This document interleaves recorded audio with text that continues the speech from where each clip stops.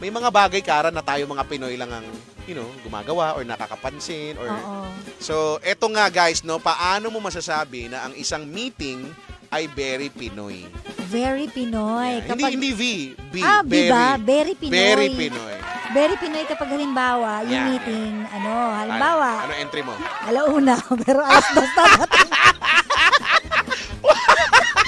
Lagi naman gano'n. Ako ba yan? Ako ba yan kanina? Yeah. Hoy, hindi ko naman talaga. Promise talaga. Excuse me, promise. Very Pinoy ka doon. Kasi guys, yung meeting namin, nakaset pa lang ang alauna. Oo nga. Dumating ako, Alas alas 2. Di ba? Sabi ni Chester, very Pinoy, kapag may pa-pizza after daw Uy, ng meeting. totoo yan. Di ba? Sa bagay, iba lang yun sa atin ngayon. Kasi Oo. siguro baka nanawa na medyo, Oo. no? Pero minsan Kanina- habang nagmi-meeting, kumakain pa eh. Yes, kanina Di ba? burger, di ba? Oo nga. Totoo. Oo. Pagdating ko nga, may pagkain kayo eh. Hindi pa nakaka-order ha. May Oo. pagkain na doon, di ba? Correct. Sushi. Sushi yan. Oo, sushi yan. Hello kay,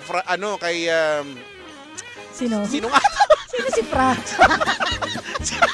Sige, kaya mo yan. Wait! Uy, tayo ang tagal. Ilan tayo? Oy, hindi lang 3 7. hours.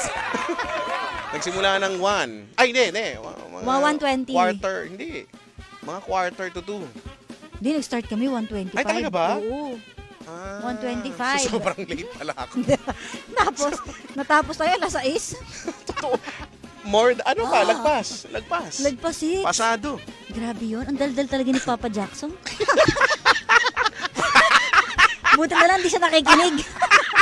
Buti busy siya. Oo nga. Buti busy Kung siya. hindi, another sabon. Ayan.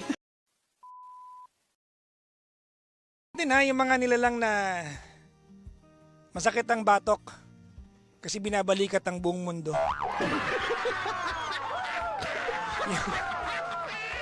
May mga jowang walang pakinabang sa buhay nila. Si ate, tinamaan.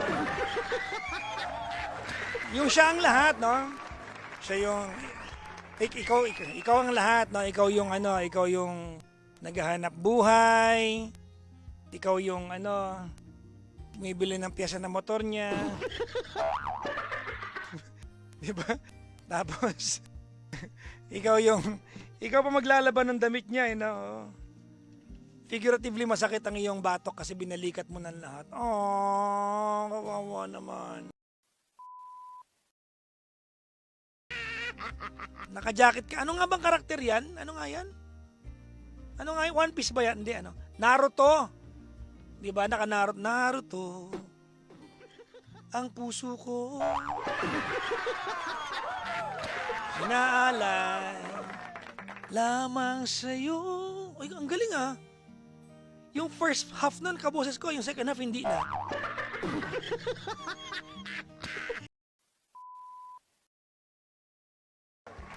Ay nako, tawagan niyo ako 700-1794-9 or 872-12429. Pogi ka kahit anong gupit. Hindi totoo yan. Nagpakalbo ako, mukha akong balot. Huwag niyo akong lokohin. Pero gusto ko magpakalbo para wash and wear lang. 'Di ba yung 'di ba ngayon military cut ako. Private army yung dating ko eh. Pero pag medyo manipis pa, sarhento na ako eh. Balak ko magsarhento eh. 'Di ba? Para talagang sadsad. Maganda kaya 'yun. Ayoko kasi nitong mga maganda ba sa akin 'yun? Kilala niyo yung pagoda? Kaya naman kilala yung pagoda. Pagoda ay ang original na pangkulot ng Pilipinas. Pagoda curling solution. Di ba yung pink tsaka puti? O, kita nyo? Ba't ko alam? Yung tita ko, yan yung ginagamit niyang pangkulot. Pag may, halimbawa, gusto niya mag-practice ng bagong style, alam niyo bang kulot ako ng bata ko kasi napapractice ako ng tita ko? Oo, may mga panahong kulot ako kasi napapag-practice na ako ng tita ko. Mga ginawa ng tita ko yung mga twice. Tapos after nun, gustong gusto ko na. Siguro mga once every year, kulot ako. Tita, kulutin mo ako, tita. Kaya bata ko, alam ko na yung yung kinky. Yung talagang, nakaw, paktay ka talaga.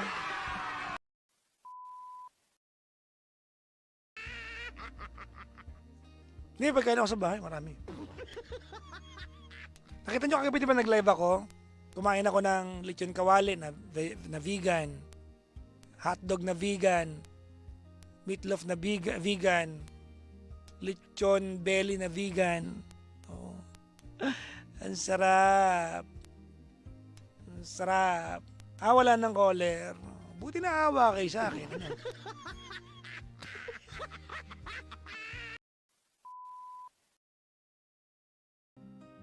Ano? Kanina mga panggano, alam mo medyo may nervous ako ngayon. Atin-atin lang to May na-realize lang po. Medyo nagpapalpitate po ako ngayon. Kinakabahan ako kasi. Delikado pala itong nagawa ko today. Kasi kanina po may nag-gift po sa akin ng cash.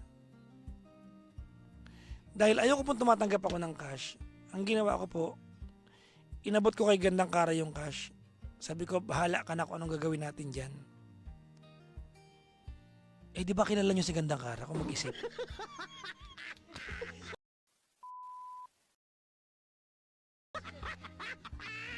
Parang ngayon ko naiisip ko, parang binigyan ko siya ng budget para pagtripan ako. Parang gusto kong kunin sa kanya yung cash tapos barihan, isasaboy ko na lang. Mag-agawan tayo para may laro, di ba? Kaya sabi ko parang mali yung ginawa ko.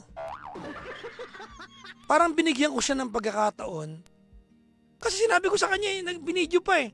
Ako na bahala kung anong gusto mong gawin sa akin. Parang, sabi ko parang kilala ko mag-isip tong taong to. Parang delikado ako dito. Ngayon ko na naisip eh. Kusang gala, parang mali, no? Ay, nako. Wrong move ka na naman, Papa. So, ayan mga panggana, babay na po. Sana'y, ako hindi ko alam kung what do I expect tomorrow. Alam ko na some people would be coming over tomorrow, mga pangga. Dahil sa lubong ng birthday ko. Full disclosure, mga pangga, I will be on leave on Friday. So, sa mga nagbabalak po na pumunta po rito ng Biyernes, na nakausap ko na po si Tolitz para kung sakaling kailangan niyo kumanta ng birthday song, siya na po yung magbo-blow ng candle. Opo. Wala po ako sa Friday Opo. Wala po ako sa Friday, naka-leave po ako sa Friday. So, ang latest po na plano, bukas po ng gabi ay meron pong cardiac night.